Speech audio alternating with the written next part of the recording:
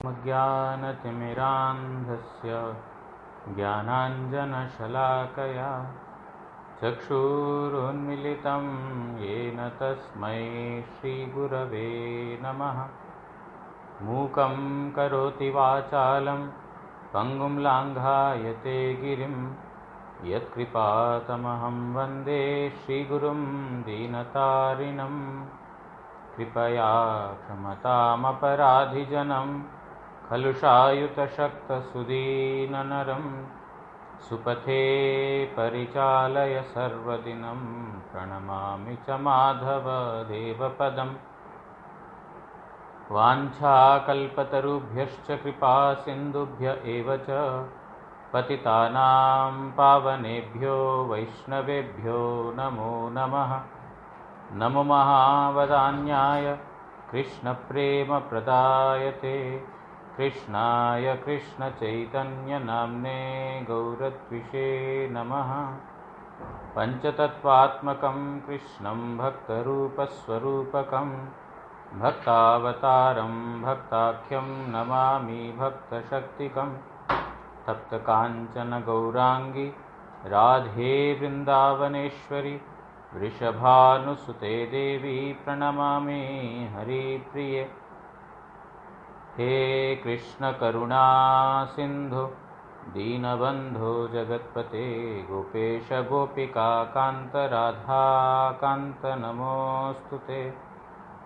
भुजे सव्यवेणुं शिरसि शिखिपिच्छं कटितटे दुकूलां नेत्रान्ते सहचरकटाक्षं विदधते सदा श्रीमद्वृन्दावनवसति लीलापरिचयो जगन्नाथस्वामी नयनपथगामी भवतु मे।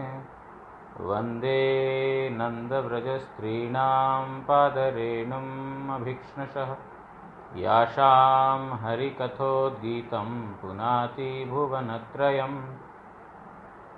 भक्त्या विहीन अपराधलक्षैक्षिप्ताश्च कामादितरङ्गमध्ये कृपामयी त्वां शरणं प्रपन्नवृन्दे नुमस्ते चरणारविन्दं। भूमस्खलितपादानां भूमिरेव यवलम्बनं त्वय्यजात अपराधानां त्वमैव शरणं प्रभो। वागीशा यस्य वदने लक्ष्मीर्यस्या च वक्ष्यासि यस्यास्ति हृदये संवित्तं नृसिंहमहं भजे। श्रीकृष्ण चैतन्य प्रभु नित्यानंद श्री अद्वैत गदाधर श्रीवासादि गौरभक्तवृंद। हरे कृष्ण कृष्ण कृष्ण हरे हरे हरे राम राम राम हरे हरे। ग्रंथेरारंभे करिमंगलाचरण गुरु वैष्णव भगवान तिनेरस्मरणे होय विघ्न विनाशन अनायासे होय निज वांछित पूरन।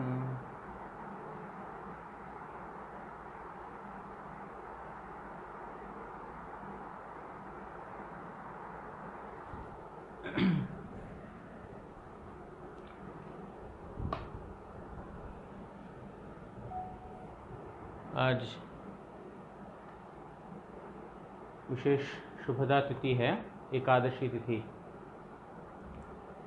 पांडव निर्जला एकादशी। एकादशी इसका मतलब यह है कि हमारे जो एकादश इंद्रिय है, 5 कर्मेंद्रिय, 5 ज्ञानेंद्रिय और मन, ये सब मिला करके जो हमारे 11 इंद्रिय, एकादश इंद्रिय, इन एकादश इंद्रियों को संयम में, मतलब उनको कंट्रोल करते हुए, निग्रह करते हुए, उनके अपने अपने जो विषय वस्तु है, सब इंद्रियों के अपने अपने विषय हैं, उन सब इंद्रियों के विषय वस्तुओं से दूर रहते हुए जो भगवान के नज़दीक में वास करना, उसको बोलते हैं एकादशी।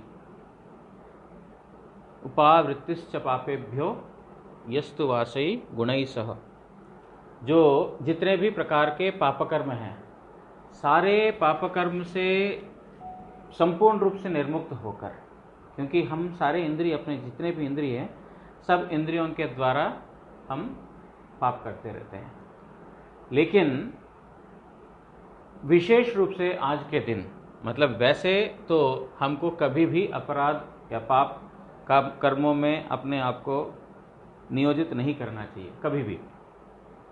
लेकिन उसके बावजूद भी आज के दिन, विशेष तिथि में, सब इंद्रिय अपना अपना मांग रखने के बावजूद भी, कि आँख चाहता है कि बढ़िया से बढ़िया देखें, कान चाहता है बढ़िया से बढ़िया कुछ सुने, इसी प्रकार सारे इंद्रियों का अपना अपना डिमांड्स हैं। सारे इंद्रियों का डिमांड्स को या तो पापों से संपूर्ण रूप से निवृत्त होना, और निवृत्त होने से नहीं चलेगा। मतलब पाप कर्म करना हमने नहीं किया, उससे एकादशी व्रत पालन नहीं होता है। एकादशी व्रत पालन होगा जब यस्तु वासैर गुणैः सह, जो भगवान के साथ, भगवान के पास वास, उपवास, उपवास मतलब नज़दीक रहना, तो भगवान के पास रहना। भगवान के पास रहना मतलब जो सारे हमारे कर्मों को सत्व गुण में, विशुद्ध सत्व गुण में ला करके हरि कीर्तन करना, हरि कीर्तन का श्रवण करना, यही इस एकादशी व्रत का मुख्य या वास्तव जो है कर्म है या करणीय है। तो गुरु महाराज जी विशेष रूप से बोलते थे, हरिवासरे हरि कीर्तन विधान, कभी कभी प्रधान, विधान भी बोलते हैं, प्रधान भी बोलते हैं, और नृत्य आरंभिल प्रभु जगतेर प्राण, पुण्यवंत शिवास अंगने शुभारंभ, उथिलो कीर्तन ध्वनि, गोपाल गोविंद हरि और राम राम, हरि और राम राम। इस प्रकार गुरुजी बोलते थे।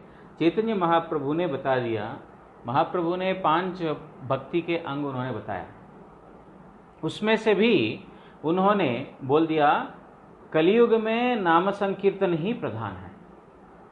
जो नाम संकीर्तन, भागवत श्रवण, मथुरावास, श्रद्धा श्रीमूर्ति सेवन, श्रीमद् भागवत श्रवण, 5 प्रकार का उन्होंने ये बता दिया, कलियुग का जो मुख्य भक्ति के अंग बताया। लेकिन उन सब में भी उन्होंने बोल दिया कि नाम संकीर्तन है सर्वप्रधान कलियुग में। इसीलिए, और विशेष रूप से एकादशी के दिन इसको बोलते हैं हरिवासर।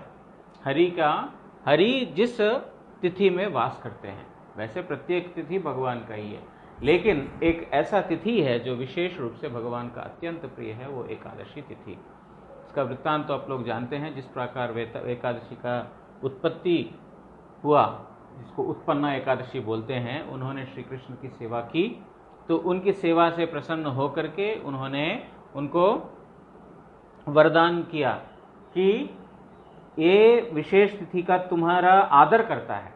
आदर करना मतलब विशेष श्रद्धा के साथ इस एकादशी का पालन करता है, उसको मैं विशेष रूप से कृपा करूंगा। इस प्रकार तो इसीलिए एकादशी तिथि जो सब तिथियों के राजा है, एकादशी तिथि, आज के तिथि में हमको समस्त इंद्रियों को संपूर्ण रूप से निग्रह करते हुए एकमात्र भगवान का भजन के जो है उद्देश्य से सारे काम करना है। भगवान का कीर्तन श्रवण करना, भगवान का नाम श्रवण करना, कीर्तन करना, भगवान का हरि कथा श्रवण करना, इस प्रकार हमारे समस्त कर्मों को भगवान के लिए अर्पित। इसलिए हरिवासरे हरि कीर्तन विधान, आज के दिन हरि कीर्तन ही विधान है, और कोई दूसरा कोई तरीका और कोई नहीं है, या उपाय या साधन आज के दिन के लिए कोई बताया नहीं है।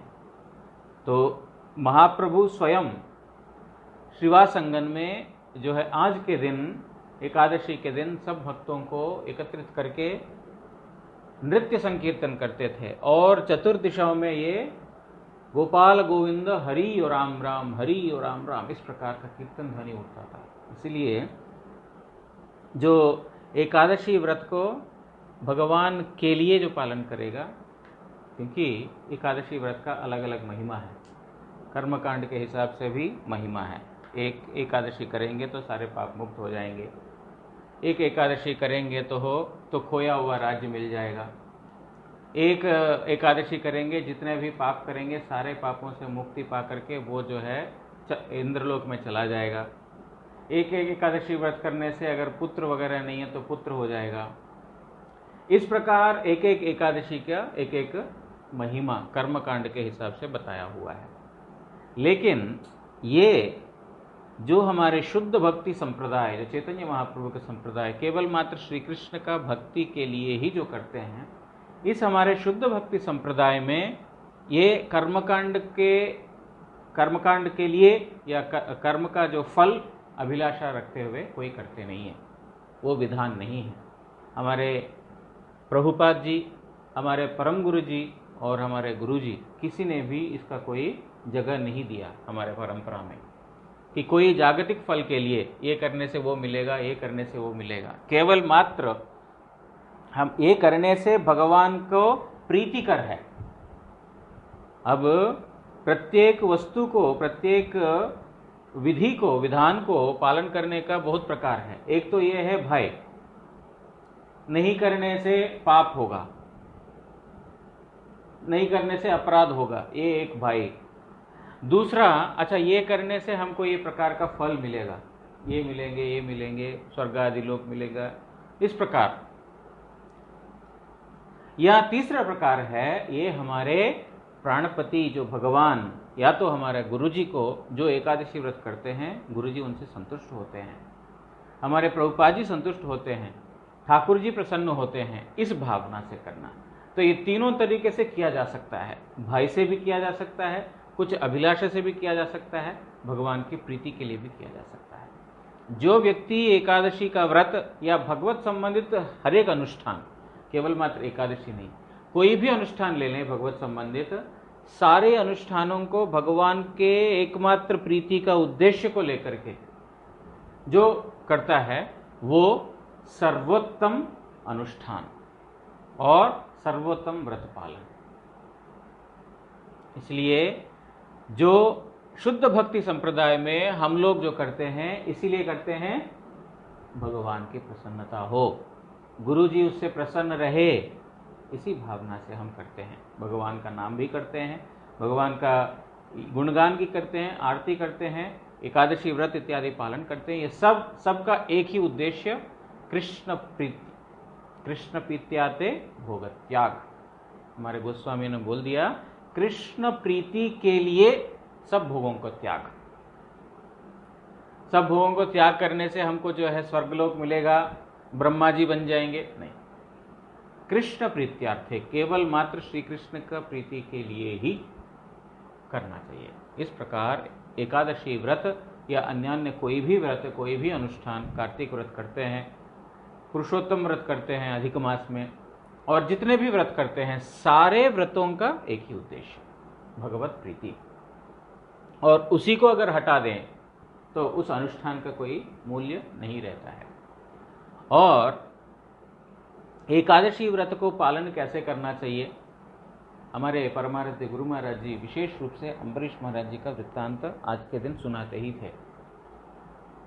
क्योंकि जो श्रीमद् भागवत में जो वर्णन आता है, किस प्रकार राजा अम्बरीश सब भोग ऐश्वर्यों को त्याग करके उन्होंने मधुवन में रहते हुए एक संवत्सर काल उन्होंने एकादशी व्रत का पालन किया। किस प्रकार दशमी के दिन एकाहार, द्वादशी के दिन निराहार निरंबु, बिना पानी, एकादशी के दिन बिना पानी का और बिना कोई खाने का, और द्वादशी के दिन एकाहार। फिर इस प्रकार उन्होंने व्रत का पालन किया था।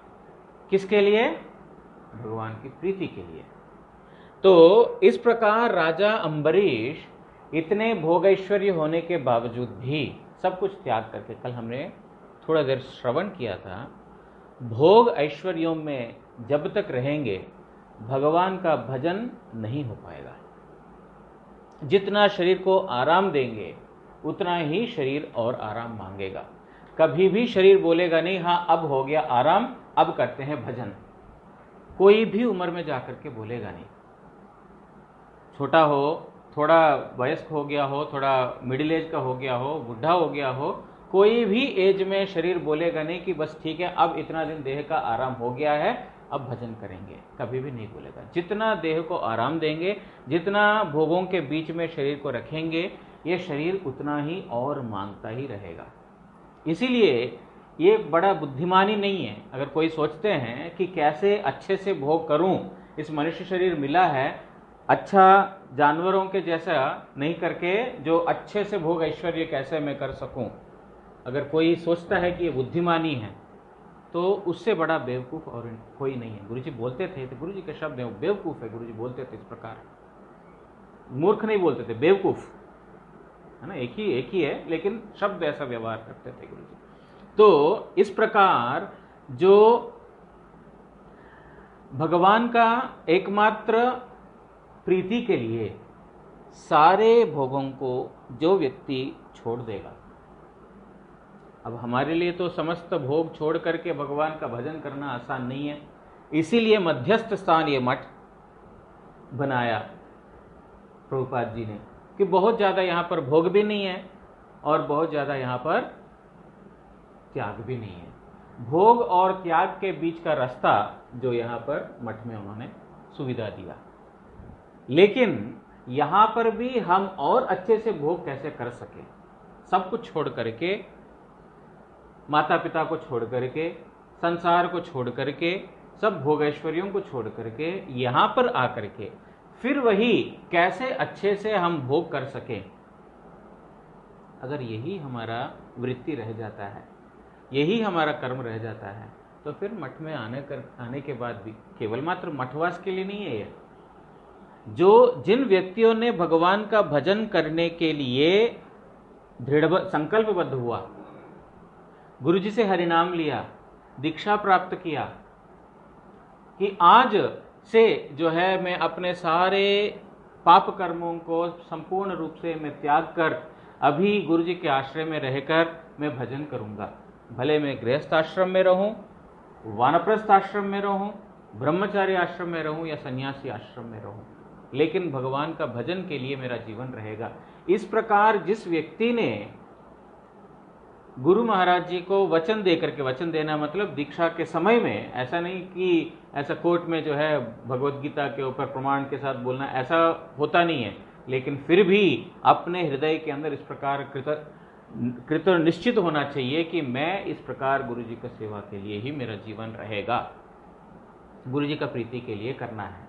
लेकिन उसके बाद भी अगर हम इन प्रकार के भोग विलासमय जीवन में हम अपना जीवन को व्यतीत करते हैं, तो ये हमारा इतना सुदुर्लभ मनुष्य जन्म प्राप्त होने के बाद, इतना जो है सुदुष्कर, जो सुदुर्लभ हमारा गुरु महाराज जैसे संत लोगों का दर्शन और उनका आशीर्वाद, उनसे हरिनाम दीक्षा प्राप्त करने के बाद भी अगर हम उस वस्तु का ठीक तरीके से उसको पालन नहीं करते हैं, उसको उस सिचुएशन को हम यूटिलाइज नहीं करते हैं, तो फिर उससे बड़ा हमारा मूर्खता कोई नहीं है। इसीलिए आज के दिन विशेष रूप से एकादशी के दिन, प्रत्येक दिन ही करना चाहिए भगवान का भजन। ऐसा नहीं कि एकादशी के दिन करना है बाकी दिन नहीं करना है, लेकिन जो राजा अम्बरीश के जीवन से हमको एक देखने को मिलता है कि उन्होंने सब कुछ छोड़ करके, परित्याग करके वो मधुवन में रह करके भजन किया, क्योंकि मालूम है जब तक हम संसार के ऐश्वर्यों के बीच में, भोगों के बीच में रहेंगे, भजन नहीं हो पाएगा। तो इस प्रकार उन्होंने भजन किया, भजन करके उन्होंने आदर्श प्रदर्शन किया। और उस व्याख्यान में नहीं जाते हुए मुख्य चीज ये है कि उन्होंने इतना हरि का तोषण किया, प्रसन्नता किया कि भगवान ने अपना सुदर्शन चक्र को भी उनके सेवा में लगा दिया। हम भगवान का कोई वस्तु को सेवा में लगाने के लिए हम हरिभजन नहीं करेंगे, वो अच्छा वो करने से उनको जो है भगवान का अभय मिल गया, भगवान ने रक्षा किया, इसीलिए हम करेंगे, नहीं, ऐसा नहीं। उसके लिए उन्होंने नहीं किया, राजा अम्बरीश ने उसके लिए नहीं किया, वो चाहे तो अपना संसार में रह सकते थे, लेकिन भगवान का प्रीति के लिए, जो हमारे प्रहलाद महाराज, उन्होंने भी भजन किया था, अपना पिताजी जो है उनके विरुद्ध में बहुत कुछ किया, तो चाहे तो हरिभजन छोड़ करके संसार में बहुत बढ़िया रह सकता था, हिरण्यकशिपु जैसा बोलते हैं वैसा, लेकिन वो सब नहीं किया। और ना ही उन्होंने भगवान रक्षा करेंगे इसलिए हम भजन करेंगे, उसी भावना से भी नहीं। जो भगवान का प्रीति के लिए ही एकमात्र उद्देश्य, तो उस व्यक्ति को भगवान कैसे रक्षा नहीं करेगा? क्यों ऐसे व्यक्ति को भगवान छोड़ देगा? गुरुजी बोलते थे इस संसार में ऐसा कोई व्यक्ति के लिए हमने थोड़ा सा 1 साल 2 साल किसी के पास हमने नौकरी किया, कोई काम किया, तो वो भी हमारे पास थोड़ा कृतज्ञता व्यक्त करता है, अरे आप इतने दिन रहे इसलिए हमारा अच्छा हुआ, कुछ तो कृतज्ञता वो व्यक्त करता है। तो भगवान जिनसे ये सब कुछ, ये जितने भी गुण ये सब आए हैं, तो क्या वो कृतज्ञता उनके अंदर नहीं है?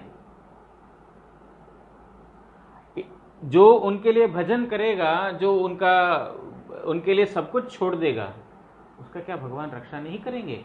अगर यही विश्वास है कि पैसा हमारे रक्षा करेंगे, हाँ, या तो कोई जो है दूसरा कोई वस्तु हमारा रक्षा करेगा, इस प्रकार ही जिस किसी का अगर बुद्धि है, तो फिर वो भजन करने के लिए योग्य नहीं है, भजन उसका शुरू ही नहीं हुआ।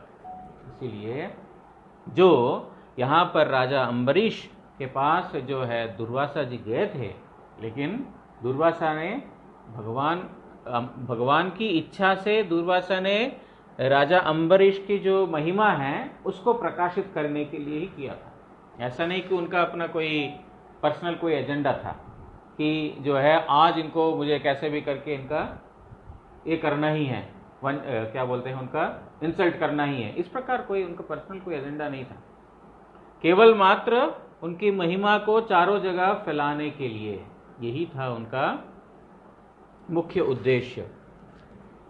तो भगवान सुदर्शन चक्र भी उनके लिए छोड़ दिया, और उसके बाद राजा ये दुर्वासा मुनि भगवान तक गए, भगवान के पास गए। भगवान के पास जाकर के उन्होंने जब उनके शरण में गए थे, भगवान ने क्या बोला? भगवान बोलते हैं अहम भक्त पराधीना, में भक्तों का अधीन नहीं हो, पराधीन हो। अधीन मतलब उनके अधीन होना, पराधीन उनका तो अत्यंत, उनके जो वो बोलते हैं वैसा मैं करता हूं। इसीलिए जो मेरे भक्तों को इस प्रकार जो कष्ट देगा, उसके लिए क्यों मेरा जो है उनके ऊपर दया कैसे आएगी मेरी? जाओ, जिस व्यक्ति के प्रति तुमने अपराध किया उसी व्यक्ति के पास जाओ। इस प्रकार वो दुर्वासा मुनि अम्बरीश महाराज के पास आया। अम्बरीश से उन्होंने अपनी जो है अपराध की क्षमा याचना की। उसके बाद अम्बरीश महाराज तो उनका तो उन्होंने कभी सोचा नहीं कि इन्होंने अपराध किया, लेकिन फिर भी जो है भगवान की इच्छा से जो है उनका अपराध दूर हो गया, और ये अम्बरीश महाराज की महिमा जो है सब संपूर्ण जगत में उन्होंने विस्तार किया। और अब एकादशी व्रत पालन करने का क्या विधान है? प्रश्न आया था 2-3 दिन पहले, संभव मेरा समय नहीं मिला वो हरि कथा में बोलने का, उस समय तो भूल जाता था और बाकी समय उसका उत्तर देने का समय नहीं मिला। आज एकादशी है, जबकि उनका प्रश्न का व्यवधान समाप्त हो गया है, फिर भी स्मरण करते हैं क्योंकि आगे काम आएगा। एकादशी व्रत जो है करने का विधान उन्होंने पूछा था कि दशमी के दिन एकाहार करना चाहिए, एकादशी के दिन जो है निरंबु निराहार, और द्वादशी के दिन एकाहार। तो क्या गुरु महाराज जी का इस विषय में उनकी क्या आदेश है? करना चाहिए, क्योंकि ऐसा करेंगे तो फिर हमारा जो है करना मुश्किल है, लेकिन उसका फल बहुत ज़्यादा है, उसका महत्व ज़्यादा है, इसीलिए करना चाहिए। इस विषय में गुरु जी का क्या उद्देश्य है? क्या मतलब उनका शिक्षा है। गुरु महाराज जी से हमने यही श्रवण किया था कि एकादशी के दिन केवल मात्र नहीं खा करके नहीं पी करके रहने से व्रत हो जाता है, ऐसा नहीं सुना हमने। खाया नहीं, 2 दिन 3 दिन नहीं खाया, एक ही आहार किया दशमी के दिन और एकादशी के दिन कुछ खाया पिया नहीं और द्वादशी के दिन एकाहार किया तो फिर एकादशी व्रत हो गया, ऐसा हमने सुना नहीं। गुरु जी हमेशा यही बोलते थे कि शरीर की चिंतन से, शरीर की चिंता से पूर्ण रूप से दूर रहना अत्यंत आवश्यक है। एकादशी के दिन हमने कुछ खाया नहीं पिया नहीं, लेकिन ध्यान हमारा शरीर के ऊपर ही है कि कब एकादशी खत्म होगा, समाप्त होगा, कब हमको सुबह रोटी मिलेंगे या चावल मिलेगा, कब हम खाएंगे, कितना जल्दी जो है पारण का समय आएगा। अगर हमारा चिंता इसी में है तो एकादशी व्रत हुआ नहीं, क्योंकि हमारा व्रत करने का या जो भी भगवत भक्ति करने का, अनुष्ठान करने का एकमात्र ये है, कारण है भगवान में हमारा रतिमति हो जाए, भगवान का चिंतन में हम सब समय रह सके, यही तो इसीलिए तो करते हैं। लेकिन अगर एकादशी व्रत, हाँ ऐसा करने से बहुत फल मिलेगा इसलिए करते हैं, ऐसा करते हुए चिंतन शरीर का ही किया तो मृत्यु आया तो शरीर ही मिलेगा दोबारा। खा पी करके भजन करते समय मृत्यु आया तो फिर भगवान का धाम मिलेगा। एकादशी व्रत बिना खाया बिना पिया जो है एकादशी व्रत कर लिया, लेकिन सोच रहे हैं कब एकादशी खत्म होगा, कब द्वादशी आएगा, कब पारण का टाइम होगा, कब रोटी खाऊंगा, ऐसा सोचते सोचते शरीर का चिंता करते करते एकादशी के दिन ही मरा है तो क्या मिलेगा? यम यम वापि स्मरण भावम तम त्यजन्ते कलेवरम। मृत्यु के समय में जो जिस चीज का चिंतन करेगा उसका वही फल मिलेगा। शरीर के बारे में चिंतन करेगा तो शरीर दोबारा मिलेगा, भगवान के बारे में चिंतन करेगा तो भगवान मिलेंगे। इसीलिए गुरु महाराज जी एक उदाहरण देते हुए बोलते थे, हमारा एक परम गुरु जी का एक शिष्य था जो एक बार हैदराबाद से जा रहे थे न्यू दिल्ली, ऐसे ही गर्मियों का समय, विशेष गर्मियों के समय हैदराबाद से दिल्ली जा रहे थे और एकादशी का दिन पड़ गया, ट्रेन में एकादशी। तो अब एकादशी हमारा गौड़ीय भक्त लोग जितने महाप्रभु के संप्रदाय में हैं वैसे अनुकल्प करते हैं, चावल दाल इत्यादि नहीं खाते हैं, फल इत्यादि मूल यही खाते हैं।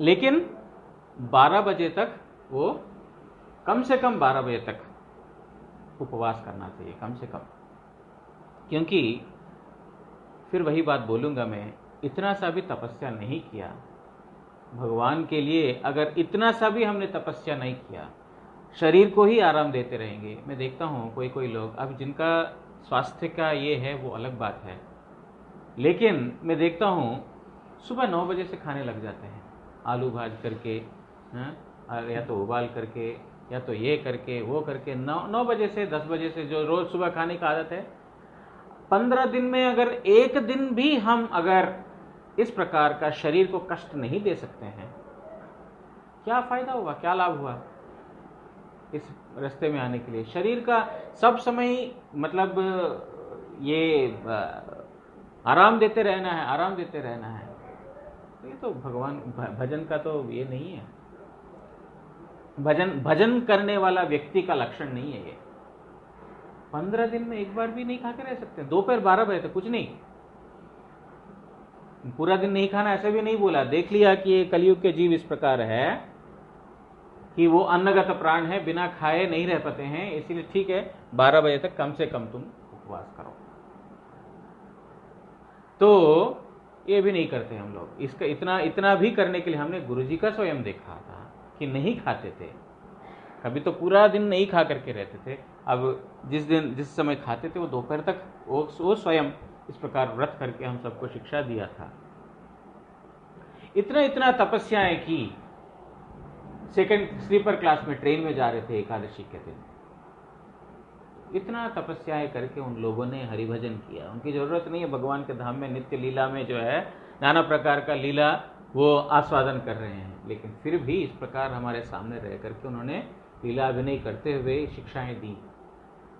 लेकिन इसके बावजूद भी अगर हमारा जो है मन विषयों के भोगों के ऊपर ही जाता है, एकादशी के दिन भी भोग कैसे करें, आज जो है चावल नहीं खा सकते हैं, कितने सारे वैरायटी हो गए, आलू का खीर, क्या और किसका वो पपीते का खीर, और आलू को कद्दूकस करके उसको आलू का हलवा, हजारों आइटम उसमें से निकाल दिया, और वो कुट्टू का आटा और ये आटा वो आटा, उसका पायस, उसका रोटी, उसका पराठा, अब आलू डाल करके उसका भी पराठा बन जाते हैं। मतलब एक दिन भी जो है अपने शरीर को कंट्रोल नहीं कर सकते हैं, निग्रह नहीं कर सकते हैं। ये इस प्रकार भजन करने वाला व्यक्ति का लक्षण नहीं है, जो भजनेच्छुक व्यक्ति का लक्षण नहीं है। जो भी है, ट्रेन में जा रहे थे और वहाँ पर सब लोग दोपहर को अनुकल्प लेना आरंभ किया, तो उनमें से एक प्रभु जी जो हमारे परम गुरु जी के शिष्य थे, वो नहीं खाएंगे। नहीं खाएंगे क्यों? एकादशी के दिन निर्जला करेंगे, नहीं खाएंगे। तो सब लोगों ने बोला देखो बहुत ज़्यादा गर्मी है, और उस समय का गर्मी मतलब, और उन दिनों का गर्मी, गर्मियों का विशेष रूप से हैदराबाद शरीर को सुखाने वाला गर्म, इधर थोड़ा फिर भी हमको थोड़ा नमी भाव है, हाँ? और 2-3 दिन से बारिश हो रहा है तो फिर भी यहाँ पर थोड़ा सा ठंडा है, हाँ? लेकिन जब इतना जो टॉप जो समर सीजन होता है, उस समय ट्रेन में स्लीपर क्लास में जाना, ऊपर से टिन का जो छत है ना, उससे इतना गर्म आता है, अभी कम से कम कमरा बंद करके हम अंदर बैठ सकते हैं, वैसा नहीं।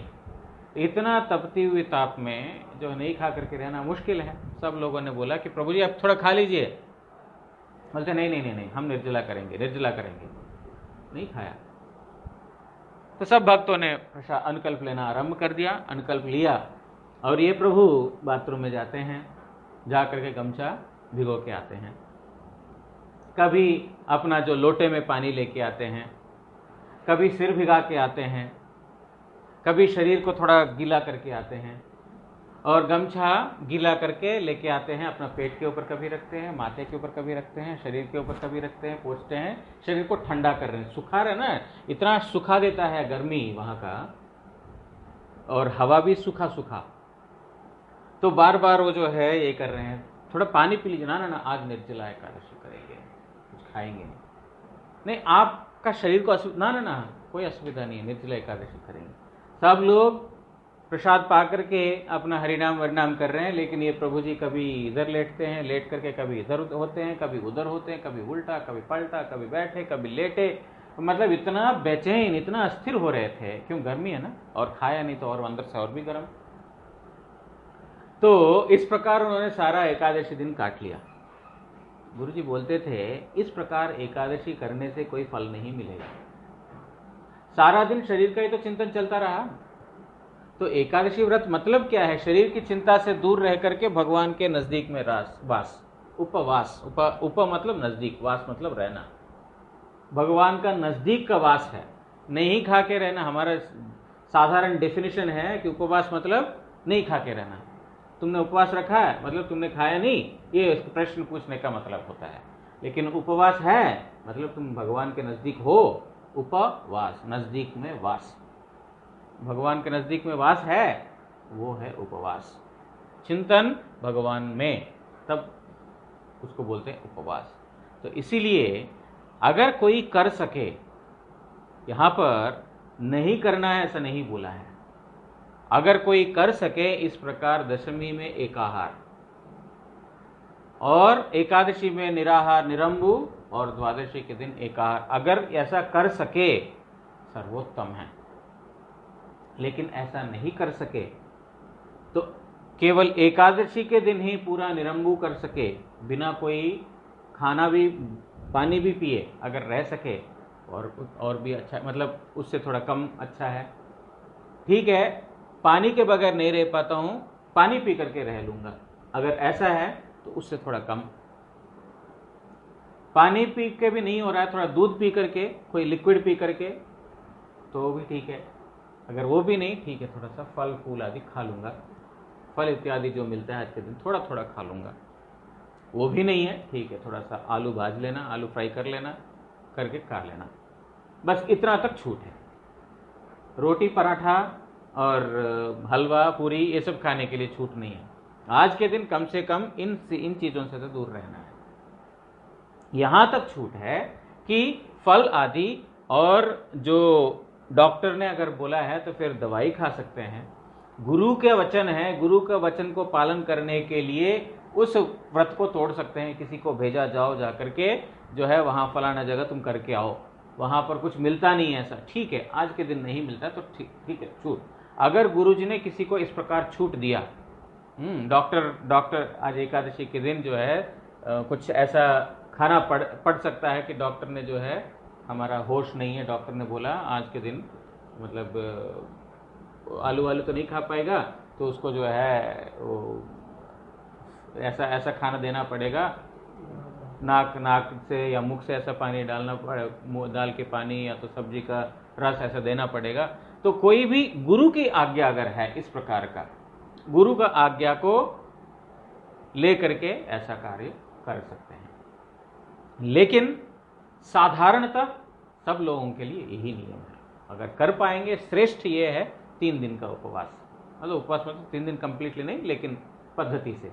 और 3 दिन कभी भी उपवास लगातार होता नहीं है। आज हमने एकादशी किया, अगला दिन पारण करना पड़ेगा। अगर पारण नहीं किया तो आज का एकादशी का जो है वास्तव फल नहीं होगा, क्योंकि प्रत्येक व्रत का नियम होता है, व्रत तोड़ने का भी एक समय होता है निर्धारित। उस समय के हिसाब से उस व्रत को तोड़ना पड़ेगा, जिसके लिए तो राजा अम्बरीश और दुर्वासा के बीच में इतना प्रसंग हुआ था, वृत्तांत, तो वो तोड़ने के लिए ही, मतलब व्रत तोड़ने के लिए। इसी प्रकार जो 2 व्रत लगातार कभी भी नहीं करना चाहिए। कोई भक्तों को मैंने देखा कि एकादशी व्रत किया, अगले दिन वामन द्वादशी पड़ा, या तो और कुछ ऐसा कुछ हुआ, कोई वैष्णव का आविर्भाव तिरोभाव आया, तो वैष्णव का आविर्भाव तिरोभाव में दोपहर को 12 बजे तक नहीं खाएंगे। अब एकादशी व्रत पहले दिन किया, अगले दिन वैष्णव का आविर्भाव तिरोभाव के लिए 12 बजे तक व्रत किया, तो एकादशी व्रत भी नहीं हुआ, वो भी संपूर्ण नहीं हुआ, दोनों नहीं संपूर्ण हुआ। इसलिए जो इस प्रकार व्रत करने का जो नियम, इस नियम को हरिभक्ति विलास में हमारे गोस्वामी उन लोगों ने अच्छे से लिख दिया। व्रत करने का नियम क्या है, उसका विधान क्या है, उन्होंने अच्छे से लिख दिया। इस प्रकार एकादशी व्रत का पालन करना है। श्रेष्ठ, सर्वश्रेष्ठ अगर 3 दिन कर सके सबसे बढ़िया है, लेकिन भगवान का चिंतन होना चाहिए, जगत का नहीं, शरीर का नहीं।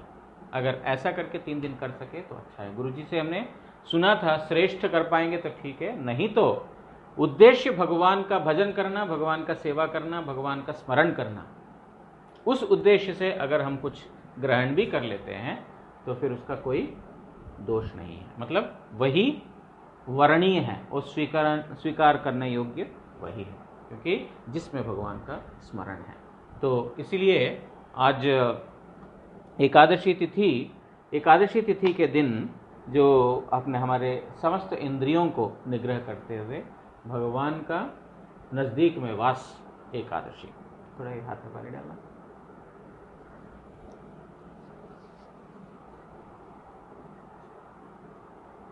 तो आज एकादशी तिथि, भीम एकादशी तिथि। भीमसेन ने जिस प्रकार एकादशी व्रत किया था, एकादशी व्रत नहीं कर पाया, सारे एकादशी व्रत, तो बोलते हैं मेरे लिए तो होगा नहीं, तो उनके लिए एक स्पेशल कंसिडरेशन दे दिया। चलो ठीक है, एक एकादशी तुम ऐसा करो जिसमें तुम खाओगे भी नहीं, पियोगे भी नहीं।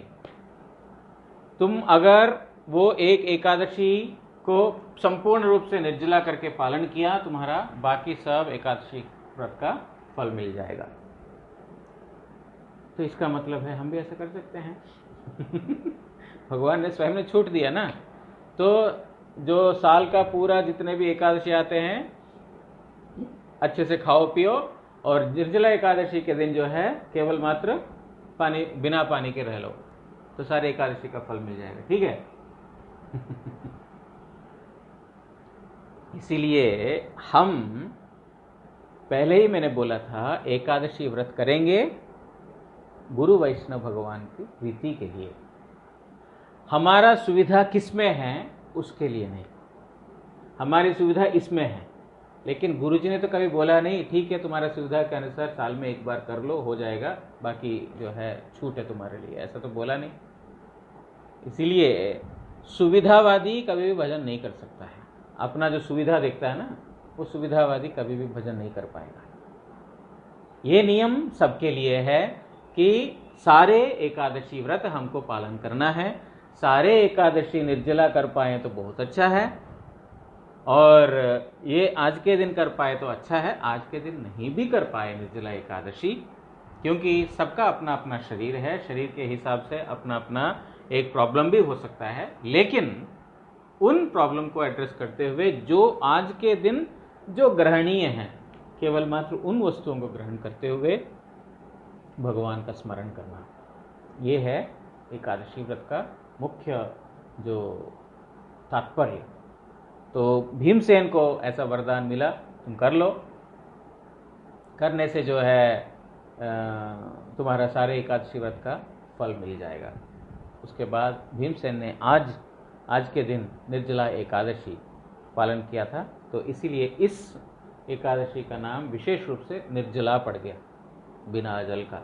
और पांडव एकादशी या तो भीम एकादशी भी इसको बोलते हैं, क्योंकि भीमसेन ने इस एकादशी का पालन किया, इसीलिए इस एकादशी को भीम एकादशी भी बोलते हैं। तो लेकिन हमारे लिए तो सब एकादशी में व्रत करना, पालन करना और भगवान का हरिनाम करना, भजन करना, ये हमारे लिए करणीय है। तो अब एकादशी का व्रत बोलते बोलते तो समय समाप्त हो गया, लेकिन थोड़ा सा चैतन्य चरितामृत हम थोड़ा पाठ करेंगे।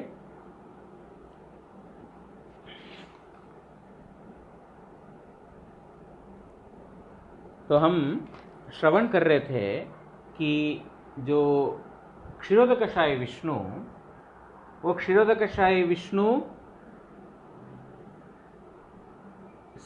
ये जगत का पालन करता है। जितने भी अवतार हैं उन क्षीरोदकशायी विष्णु से ही आते हैं। देवता लोग क्षीरोदकशायी विष्णु के पास जाकर के अपने प्रार्थनाएं जो है व्यक्त करते हैं। तो उन समय जब जब उनको विपदा आती है, तब तब भगवान जो है उनके विपदा को दूर करने के लिए इस जगत में अवतरित होते हैं। युगों, प्रत्येक युग में, प्रत्येक मनवंतर में इस प्रकार भगवान का प्राकट्य होता है। और एक जो नित्यानंद प्रभु की जो कला है वो बोलते हैं शेषनाग।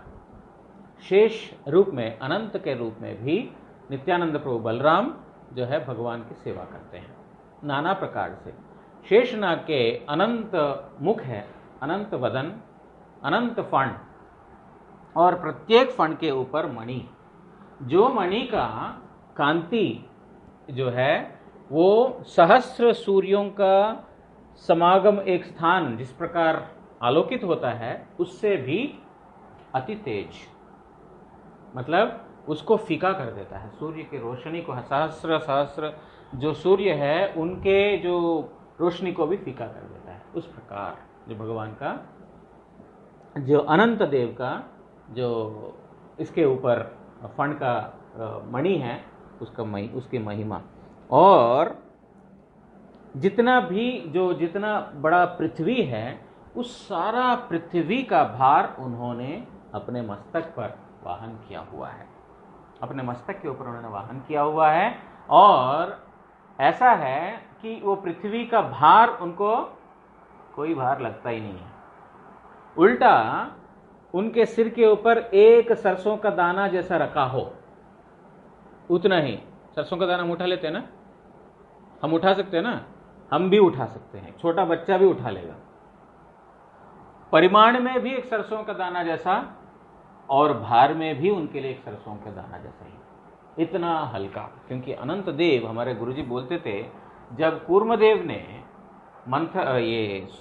मंथरा पर्वत को अपने पीठ के ऊपर लिया था, मंथरा है ना, सुमेरु मंथरा है ना, मंथरा, तो उस पर्वत को उन्होंने जब अपना पीठ के ऊपर लिया था, इतना बड़ा पर्वत, कितना बड़ा पर्वत, जो समुद्र का मंथन करने के लिए, इतना बड़ा समुद्र का मंथन करने के लिए छोटा कोई चीज से होता है?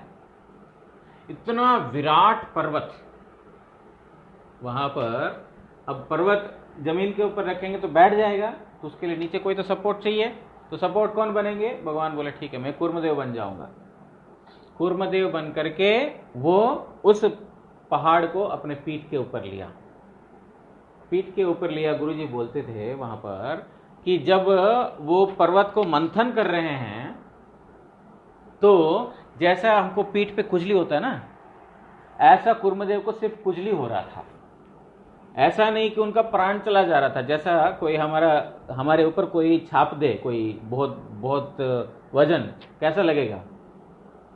अरे यार जल्दी जल्दी फ्री करो, मेरे को हटो ना यहाँ से, मेरे ऊपर से हटाओ ना उसको, है ना। लेकिन उनके पीठ के ऊपर इतना बड़ा पर्वत ऐसा रखा नहीं है, उसको हिला रहे हैं, दोनों साइड से मंथन कर रहे हैं। बोलते हैं ऐसा लग रहा था कि कोई खुजा रहे हो उनके पीठ के ऊपर। इस प्रकार उनका मतलब अद्भुत शक्तिशाली। यहाँ पर अनंत देव को भी उन्होंने पूरा पृथ्वी को उन्होंने अपने मस्तक के ऊपर लिया हुआ। मस्तक के ऊपर लेने के बावजूद भी उनको ऐसा एक कोई छोटा सरसों का दाना रखा है। परिमाण में भी ऐसा, वजन में भी ऐसा लग रहा है। इस प्रकार, और इतना ही नहीं, सिर के ऊपर इतना बोझ रख दिया। अब बोले भगवान का नाम करो, कर पाएंगे हम? पूरा सिर के ऊपर बोझ रख दिया, हरि नाम करो। अरे भैया पहले बोझ तो हटाओ। लेकिन अनंत देव किस प्रकार है? इतना भार वहन करते हो पृथ्वी का, अनंत मुखों से भगवान का नाम करे जा रहे हैं, कर ही रहे हैं, कर ही रहे हैं, समाप्त नहीं हो रहा है।